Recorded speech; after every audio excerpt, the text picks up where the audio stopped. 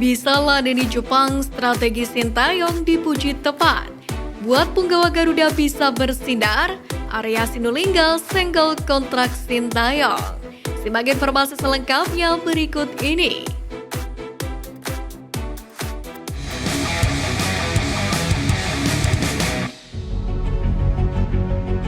Strategi yang dipakai STY tepat Timnas Indonesia dinilai mampu ladeni permainan Jepang. Kekalahan Timnas Indonesia pada laga lanjutan Piala Asia 2023 dari Jepang tak membuat Zainuddin Amali larut dalam kecewa dan nestapa.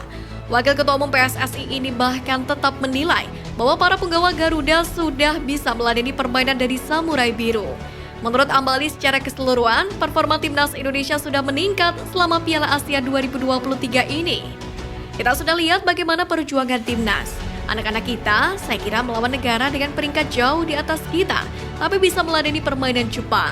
Cuma memang ya ada beberapa kejadian yang seharusnya tidak terjadi, bahkan tadi gol bunuh diri yang terakhir.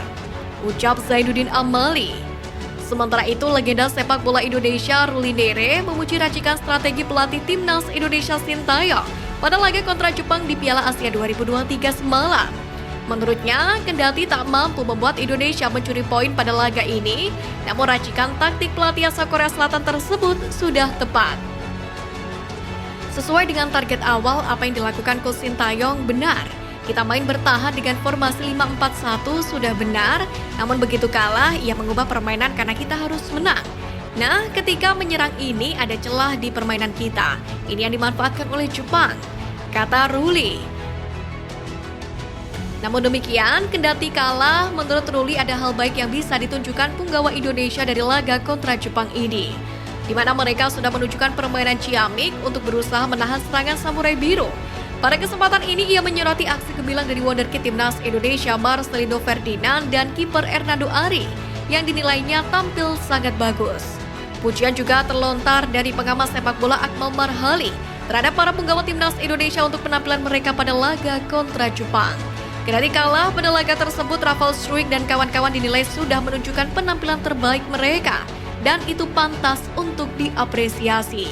Namun memang ia tak menampik ada sejumlah aspek yang memang harus dibenahi Timnas Indonesia, seperti lini depan yang kurang maksimal dan lini belakang yang beberapa kali salah antisipasi lawan. Momen-momen menarik Timnas Indonesia lawan Raja Asia. Pertama, Marcelino Ferdinand ngolongin Yuta Nakayama dan Ritsu Doan. Pada menit ke-76, Timnas Indonesia sedang menguasai bola. Saat itu si kulit bundar dikuasai oleh Marcelino Ferdinand. Ia berdiri agak jauh dari rekan-rekannya yang lain. Marcelino maju, tapi dihadang oleh Yuta Nakayama di sisi kanan tengah lapangan. Marcelino pun akhirnya bisa melewati adangan Nakayama. Ia bisa mengolongi sang lawan alias melakukan nutmeg. Aksi ini kembali terjadi pada menit ke-83 saat Timnas Indonesia menggagalkan serangan Jepang. Merah Putih kemudian berusaha melancarkan serangan balasan. Bola dikuasai oleh Marcelino Ferdinand, tapi ia langsung dikerubungi oleh beberapa pemain Jepang. Salah satunya adalah Ritsu Doan. Tapi Doan gagal merebut bola dari Marcelino Ferdinand karena ia kena kolong gelandang KMSK Deinze tersebut. Sangat ciamik. Kedua, Egi dan Witan bikin pemain Jepang borong kartu kuning.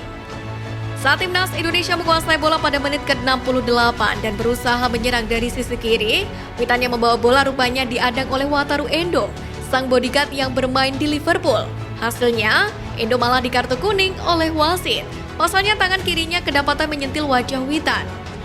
Hal serupa juga terjadi saat pergerakan Egi pada menit ke-70. Saat Timnas Indonesia berusaha menyerang Jepang, juga terpaksa mendapatkan hadangan dari ex-Liverpool Takumi Minamino. Egi sukses melaju dengan membawa bola tapi langkahnya terhenti karena Minamino menginjak kaki kanannya. Hasilnya wasit memberikan kartu kuning pada pemain bernomor punggung 8 tersebut. 3. Tiang gawang jadi penyelamat. Pada menit ke-34 Timnas Jepang kembali menekan pertahanan Timnas Indonesia. Mereka menyerang dari sisi kanan. Jepang kemudian melakukan kerjasama antar pemain yang sangat apik. Mereka pun sukses menjebol pertahanan offside Indonesia. Pada akhirnya, sekuens serangan mereka menghasilkan tendangan dari dalam kotak penalti. Untungnya bola cuma mengenai tiang gawang sebelah kanan dan tidak berbuah gol. kartu kuning Sintayong. Pada menit ke-49 permainan tengah berjalan, timnas Indonesia sedang menguasai bola. Sementara itu di pinggir lapangan, Sintayong terlihat mengomel pada hakim garis. Bola kemudian keluar lapangan. Saat itulah wasit utama kemudian memberikan kartu kuning kepada Sintayong. STY sendiri kemudian tampak mempertanyakan alasannya diberi hukuman tersebut, tapi ia tak sampai melakukan protes berlebihan. Arya Sinulinga sentil hasil, Erick Thohir apresiasi timnas Indonesia. Ramai di jagat maya capturean komen dari Exco PSSI Arya Sinulinga yang menyatakan bahwa selain pondasi, hasil juga dipandang penting terhadap perkembangan timnas Indonesia. Hal ini kemudian disorot secara khusus oleh Instagram Timnas Gol. Dalam ulasannya, Timnas Gol sepertinya tidak sepakat dengan apa yang diutarakan oleh Arya Sinulinga. Sebab dijelaskan dalam captionnya, apa yang sedang dilakukan Sintayong bersama Timnas Merah Putih adalah sebuah proyek jangka panjang. Akun ini kemudian menyinggung pekerjaan Park Hang-seo dan Manu Polking dalam menangani Timnas Vietnam dan Timnas Thailand. Timnas Gol menyoroti dua pelatih ini bisa bekerja maksimal dengan skuadnya masing-masing lantaran ekosistem sepak bola dalam negerinya sudah baik, rapi, dan nyaman. Namun kondisi serupa belum bisa diamini di Indonesia, di mana iklim sepak bola tanah air masih dinilai perlu banyak perbaikan lagi. Dalam captionnya, Timnas Gol juga mengatakan, barangkali beberapa di antara fans Timnas Indonesia pada saatnya akan meminta STY out, namun tidak sekarang. Masih dalam ulasan yang sama, PSSI pun diminta belajar dari Luis Milla yang dipecat karena target 16 besar Asian Games tidak tercapai. Namun hasilnya porak-poranda di tangan pelatih berikutnya. Alih-alih mengakhiri kontrak Sintayong, PSSI diminta berkaca dengan kualitas liga dan sistem pembinaannya. Karena jika menilik 10 tahun ke belakang, timnas Indonesia sudah 13 kali ganti pelatih. Dan rasanya itu sudah menjawab bahwa akar permasalahan kenapa sepak bola Indonesia jalan di tempat bukanlah karena pelatih. Desakan yang sama sebelumnya juga diutarakan oleh mantan pelatih timnas Indonesia Justinus Laksana yang juga meminta PSSI mempertahankan STY dan memperpanjang kontraknya tanpa harus menunggu hasil dari Piala Asia 2023 dan beberapa turnamen ke depannya.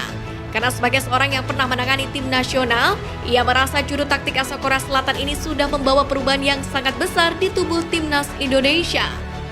Sementara itu terkait hasil yang diperoleh saat melawan Jepang, Ketua PSSI Erick Thohir mengapresiasi perjuangan para punggawa Garuda. Pada kesempatan ini, Erick Thohir menyampaikan bahwa asa timnas Indonesia untuk menembus babak 16 besar Piala Asia 2023 masih ada. Tak lupa pria yang juga menjabat sebagai Menteri BUMN itu juga menyampaikan terima kasih kepada para pendukung skuad Garuda yang hadir langsung ke Stadion Al-Tumama Doha, Qatar.